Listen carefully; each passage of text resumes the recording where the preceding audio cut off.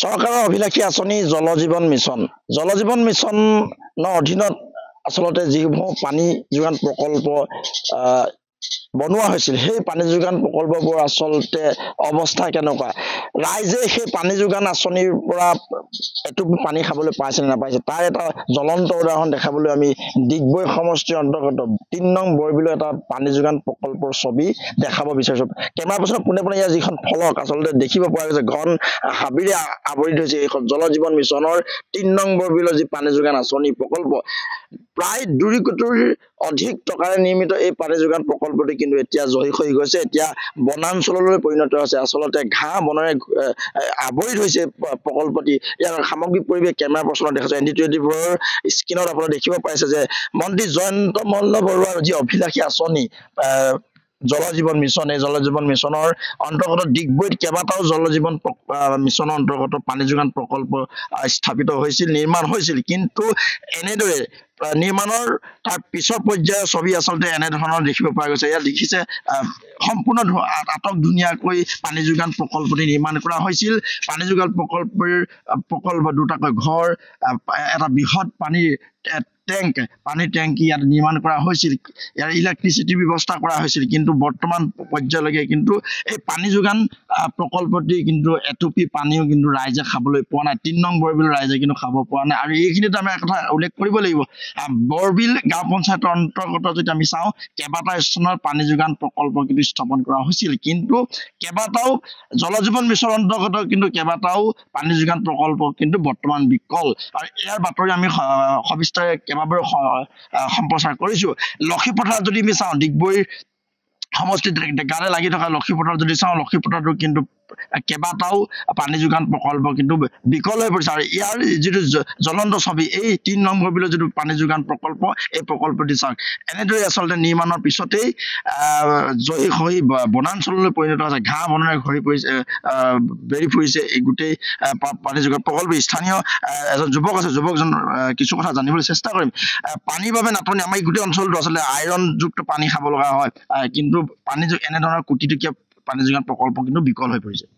এইটো সঁচাকৈ ক'বলৈ এটা লাজ লগা কথা এইটো আজি দেশ স্বাধীনতা হৈ যোৱা ইমান বছৰ হোৱাৰ পিছতো কিন্তু আজিলৈকে জনতাই খোৱা পানী টুপিৰ কাৰণে হাহাকাৰ কৰিব লগা হয় এখন কল্যাণকামী ৰাষ্ট্ৰৰ কাৰণে ইয়াতকৈ আৰু লাজৰ কথা একো থাকিব নোৱাৰে আটাইতকৈ লাজৰ কথা অসমৰ এজন বহুবল্কী নেতা তথা মন্ত্ৰী জয়ন্ত মল্ল বৰুৱা ডাঙৰীয়া এইটো বিভাগৰ হয় তেখেতে অকল কমিশ্যনৰ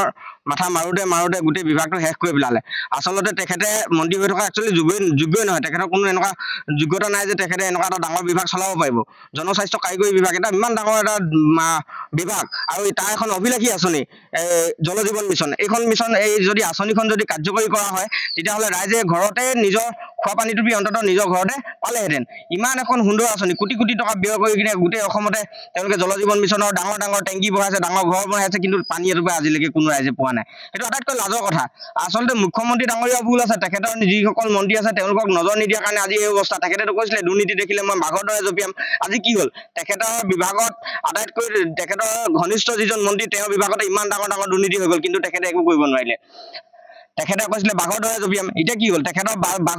বাঘৰ বেজৰ নাকত খৰ অসমীয়াত যে কথা এষাৰ আছে বেজৰ নাকত খৰ সেই তেনেকুৱা হৈছে বেজৰ নাকত খৰ তাৰ সৰিয়হ দলিতে ভূত বুলি কৈছে তেনেকুৱা ধৰণৰ কথা এতিয়া তেখেতৰ সৰিয়হ দলিতে যেতিয়া ভূত ওলাইছে এতিয়া তাক কোনে ৰক্ষা কৰিব সেইকাৰণে আজি অসমৰ ৰাইজে তেখেতকৰ যিটো চৰিত্ৰ তেওঁলোকক গম পাইছে তেওঁলোকৰ আচলতে মানসিকতাই তেনেকুৱা দুৰ্নীতি কৰিম বুলি তেওঁলোকে মন্ত্ৰী বিধায়ক হৈছে তেওঁলোকৰ ৰাইজক সেৱা কৰাৰ কোনো তেনেকুৱা মানসিকতা নাই তেওঁলোকে দুৰ্নীতি কৰিবলৈ অসমত মন্ত্ৰী বিধায়ক হৈছে আৰু সেইমতে তেওঁলোকে নিজৰ এই আঁচনিবোৰৰ ধন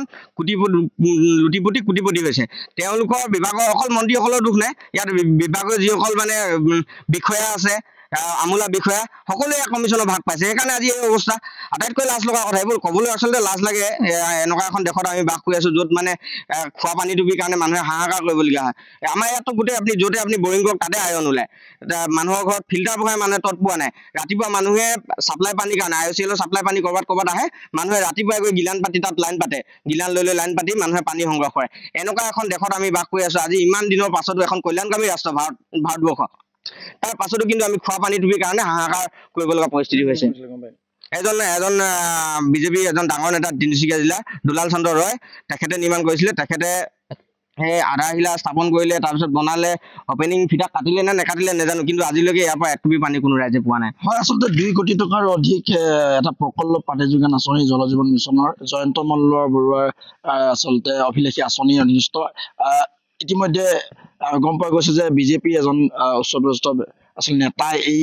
কামটো লাভ কৰিছিল। কামটো ঠিকেই হ'ল, পানী যোগান প্ৰকল্পটি নিৰ্মাণ হ'ল, কিন্তু আজিলৈকে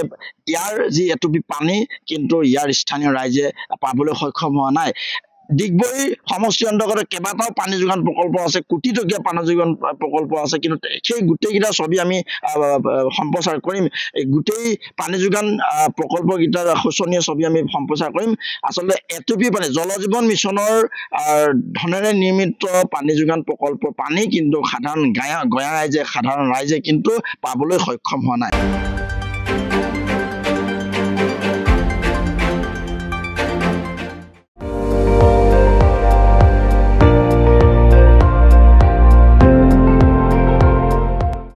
আপুনি চাই আছে ND24 সৰ্বশ্ৰেষ্ঠ নহয় সৰ্বোত্তমৰ দৌৰ।